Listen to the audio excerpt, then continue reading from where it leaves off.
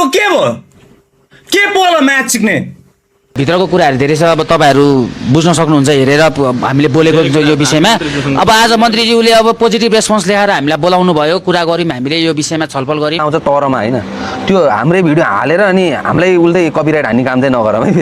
फेरि त्यस्तो त उडाइदिन्छु नि मेरो च्यानल फेरि ड्याममा उडाइन्छ ओके लेडिज एन्ड जेन्टलम्यान के छ तपाईहरुको अहिले चलेर फेरि पनि एउटा ब्रान्ड न्यू भिडियोमा तपाईहरुलाई स्वागत गर्न चाहन्छु है त फेरि पनि तपाईको सामु केही नयाँ अपडेट लिएर आइसकेको छु आजको फर्स्ट अपडेट छ झाप्लिस दाइको तर्फबाट केही समय अगाडि चाहिँ झाप्लिस दाइले आफ्नो फेसमा ट्याटु हान्नु भएको थियो र त्यसै कुरालाई लिएर चाहिँ उहाँ अहिले सोशल मिडियामा ट्रोल भइराख्नु भएको थियो र यो बारेमा झाप्लिस दाइले आफ्नो रिस्पोन्स दिँदै केही यस्तो भनेका छन् है त हाम्रो देखिने सुहाउने ठिक्क ठाउँमा किन हान्नु मलाई जहाँ मन लाग्यो त्यहाँ हान्छु पहिल्यै सोच जम्मनामा सोचेको मैले फेस ट्याटु जम्मनामा सोचेको लु मलाई यहाँ हान्नु मन लाग्यो म के गर्नु त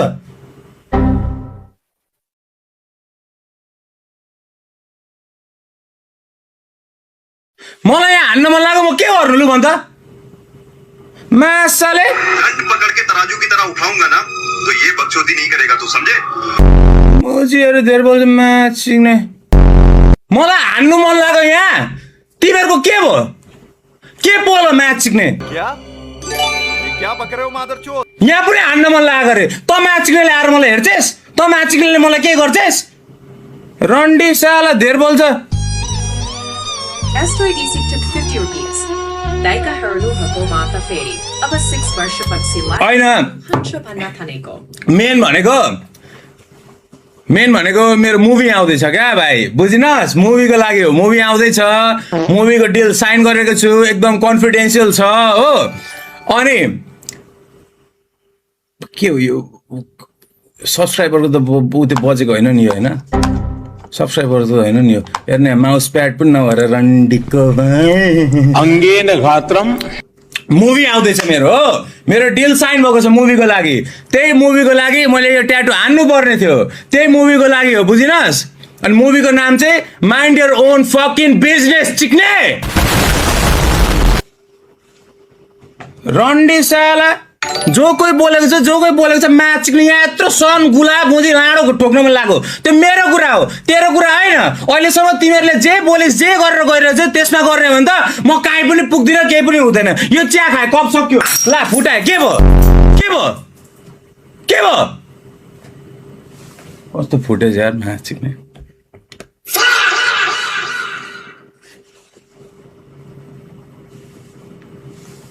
उछिट यार यताउति उछिट केही छैन जुत्ता लगाएको छ एनीवेज व्हाट्स अप गाइस के छ यार के छ केडा के छ खोइ कहाँ गयो साउन्ड बोर्ड पनि मैले भेटिनँ तर अहिलेको लागि हामी चिलमा बस्ने हो राम्रो काम गर्ने हो बियर खाने हो अहिले चाहिँ खाएको छैन हो यस्तो हो क्या भाइ त्यो कप फुटो तँ आएर सफा गर्छेस् म्याच चिक्ने तँ आएर सफा गर्छेस् रन्डीको बान तँ आएर सफा गर्छेस् त्यो मेरो कुरा हो अब अनि अरू बोल्छ म्याच चिक्ने झापानिस दाइले कस्तो कप फुट्यो के म त कप फुटाए अहिले त टाउको फुटाउँछु चिक्ने अब एकछिन छोडिदिन्छ त एकछिन बसेर कस्तो म्याच चिक्ने जिस्केको मेरो भाइ जिस्केको चिल्दाइ सफा गर्नु जाऊ अब लास्टमा त गर्नै पर्यो नि भाइ अब बढार्नै पर्ने हुन्छ अनि कस्तो हाइमा आइदिएको यार जोत्न र हाम्रो नेक्स्ट अपडेट छ CR7 होरको तर्फबाट अहिले नेपाली स्पोर्ट्स कम्युनिटी एसियन गेम्समा सहभागी हुन नपाएको विषयलाई लिएर खेलकुद मन्त्री सस्मित पोखरेलसँग असन्तुष्टि थिए उहाँको टिमले मन्त्रालयमा गएर मन्त्रीज्यूसँग यस विषयमा सकारात्मक छलफल भएको र खेलकुद क्षेत्रको विकास तथा समस्या समाधानको निम्ति पहल हुने कुरा जानकारी गराउनु भएको छ उहाँले के भन्नु भएको छ भनेर पुरा भिडियो तपाईँ आफै हेर्नुहोस् है त अहिले केटाहरू एसियन गेम्सको लागि जानुपर्ने थियो उहाँहरूलाई चाहिँ रोकियो सरकारबाट किन रोकियो भन्दाखेरि यसमा अब भित्रको कुराहरू धेरै छ अब तपाईहरु बुझ्न सक्नुहुन्छ हेरेर हामीले बोलेको यो विषयमा अब आज मन्त्रीज्यूले अब पोजिटिभ रेस्पोन्स ल्याएर हामीलाई बोलाउनु भयो कुरा गर्यौं हामीले यो विषयमा छलफल गर्यौं अब यसको के हुन्छ कसरी यसलाई सल्भ गर्ने भन्ने कुराहरू हामीले गरेको छौं होपफुल्ली अब यो एकैछिनमा अब भइहाल्ने कुरा पनि हैन टाइम लाग्छ यसको लागि तर उहाँले चाहिँ एउटा पोजिटिभ रेस्पोन्स देखाउनु भएको छ हामीलाई अब त्यो हुन्छ होला भन्ने आशमा हामी अब यहाँबाट फर्किनेछौँ जस खुसी छौँ गर्नुहुन्छ होला जस्तो हामीलाई लागेको छ किन भन्दा अब युवा हुनुहुन्छ उहाँ पनि बुझ्नुहुन्छ होला हाम्रो मर्म हाम्रो अब